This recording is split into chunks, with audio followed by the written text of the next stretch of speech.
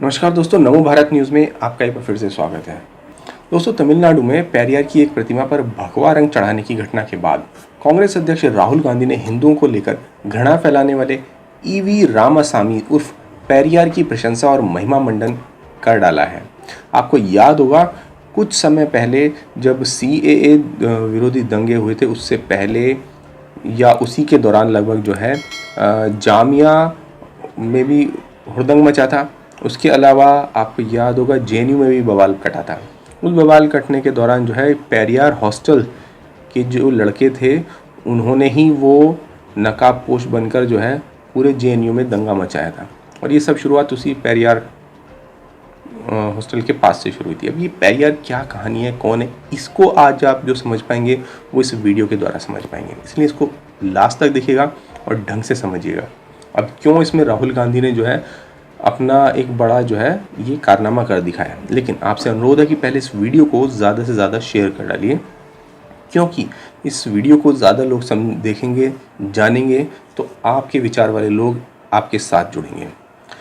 दोस्तों, आपको बता दें कि शनिवार जुलाई 18, 2020 को एक ट्वीट में राहुल गांधी ने लिखा, घृणा की मात्रा किसी भी विशाल प्रतीक को कभी भी प्रभावित नहीं कर सकती है।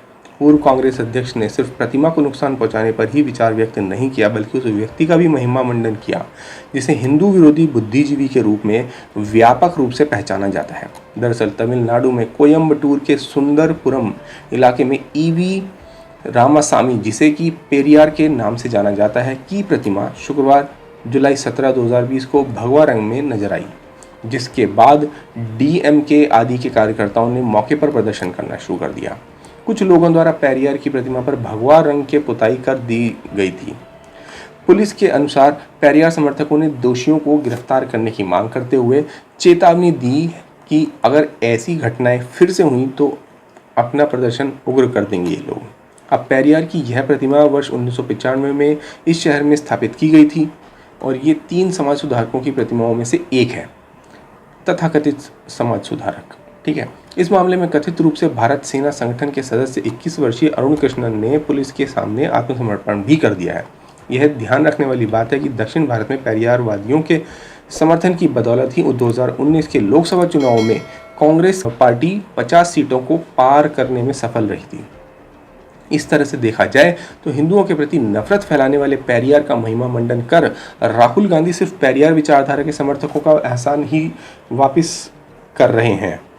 अब सोनिया गांधी के नेतृत्व के तहत कांग्रेस पार्टी का लंबा इतिहास बताता है कि एक भी कोई ऐसा हिंदू विरोधी कार्यकर्ता या बुद्धिजीवी नहीं है जिसे कांग्रेस पार्टी अपना समर्थन नहीं देती है। सत्ता में UPA के दौरान सोनिया गांधी ने अपनी राष्ट्रीय सलाहकार परिषद को उन कार्यकर्ताओं के साथ जोड़ दिया जिन्होंने विदेशों से फंड प्राप्त किया और विवादित हिंदू विरोधी सांप्रदायिक हिंसा विधेयक का मसौदा तैयार किया। यह भी याद रखने की जरूरत है कि राहुल गांधी के नेतृत्व वाली कांग्रेस पार्टी ने सिर्फ और सिर्फ हिंदू समुदाय के प्रति अनादर की गौरवशाली परंपरा को आगे बढ़ाया है, जिसे सोनिया गांधी ने भांति भांति तरह से सींचने का काम किया है। उदाहरण के लिए, कांग्रेस अध्यक्ष के रूप में राहुल गांधी के कार्यकाल के दौरान केरल में कांग्रेस कार्यकर्ताओं ने देश में कहीं भी गौमांस प्रतिबंध के प्रति अपने विरोध प्रदर्शन में एक बछड़े की निर्मम हत्या कर दी थी और उसको पकाकर सड़कों पर ही खा गए थे। ऐसी परिस्थितियों में यह बिल्कुल भी आश्चर्यजनक नहीं है कि राहुल गांधी ने पेरियार का महिमा मंडन किया। पेरियार ने रामायण के बारे में भी कई भ्रम फैलाए हैं। श्री राम पर जातिवादी होने का आरोप लगाने से लेकर यहाँ तक दावा किया गया कि उन्होंने महिलाओं को मार डाला।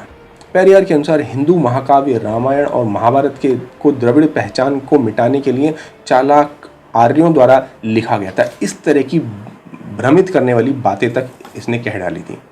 अगर पेरियार की माने तो राम भरत को सिंहासन न मिलने की साजिश का हिस्सा थे, जो पेरियार के अनुसार दशरथ के योग्य उत्तराधिकारी था, या कहें कि मतलब भरत ही योग्य उत्तराधिकारी थे और राम उसको यानी कि भरत को जो है सिंहासन देना ही नहीं चाहते थे।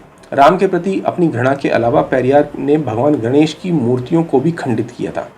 उसने श्री राम के चरित्र भी जलाए थे। उसकी मृत्यु के बाद पेरियारवादियों ने दशहरा के साथ ही रावण लीला को वार्षिक आयोजन बनाने का प्रयास किया था और यही कारण है कि आज भी JNU में रावण दहन नहीं होता या उसकी जगह पर रावण की महिमा मंडन किया जाता है और माँ दुर्गा का अपमान किया जाता है। क्योंकि ये जो विचार है, ये जो सोच है, ये जो जहर है, ये आया ही ऐसे लोगों के ज़रिए है और फिर इनको जेएनयू में ले जाकर पोषित किया गया। आज इंदिरा गांधी का पोता उन्हीं लोगों के साथ खड़ा है जिन्होंने इंदिरा गांधी का जीवन भर विरोध किया था।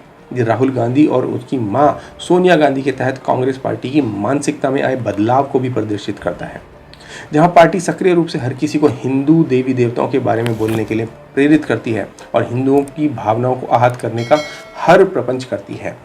तभी तो देखिए, जब चुनाव आते हैं तो ये जनेऊधारी बन जाते हैं, लेकिन उसके बाद इनका जनेऊ इनके फटे कुर्ते में से कहीं नहीं झांकता दिखाई देता। इसके अलावा छात्र जो है सीए विरोध के नाम पर हिंसा करते हैं, आतंक मचाते हैं, तो ऐसे आतंकवादी, ऐसे उग्रवादी छात्रों की सहायता करने के लिए, समर्थन करने के लिए ये लोग जेएनयू पहुंच जाते हैं। और ये कोई दो चार नेता नहीं है, इन्होंने अपने जो गुर्गे हैं ना वो बॉलीवुड तक में घुसाए हुए हैं। तभी तो जो है जेएनयू में अपनी फिल्म प्रमोशन के लिए दीपिका पादुकोण पहुंच जाती है, क्योंकि वो भी उसी लॉबी से आती है। कौन सी लॉबी? जिस लॉबी से स्वरा भास्कर, अनुराग कश्यप और ये दीपिका पादुकोण आते हैं, जो राहुल गांधी को एक बहुत ही शानदार लीडर समझते हैं और उसको जिताने के लिए सब कुछ करने के लिए कह सकते हैं। अपने इंटरव्यू में आपने वो इंटरव्यू भी देखा होगा। तो कहने का मतलब ये है कि जब इनको पता है कि इस देश में जनमानस, जन भावना क्या है, तो आखिर ये इस बात को एक्सेप्ट क्यों नहीं करते? ठीक है, किसी मूर्ति का जो मूल रूप है वो बदलना जो है कानूनी तौर पर उचित नहीं है, सुप्रीम कोर्ट ने इस बारे में कहा हुआ है, लेकिन उन्होंने ये भी कहा हुआ है कि अपनी मूर्तियों को खुद संभाल के रखें, वरना वहाँ पर कोई भी मूर्ति ना लगाएं। क्योंकि अगर सार्वजनिक जगह पर मूर्ति लगी होगी तो सर्वजन का ही उसके ऊपर विचार जो है रिफ्लेक्ट होने लगेगा। हालांकि मूर्तियों को तोड़ा जाना बिल्कुल गलत है, लेकिन यहाँ कोई मूर्ति तोड़ी नहीं गई है, उसको रिकलर किया गया है।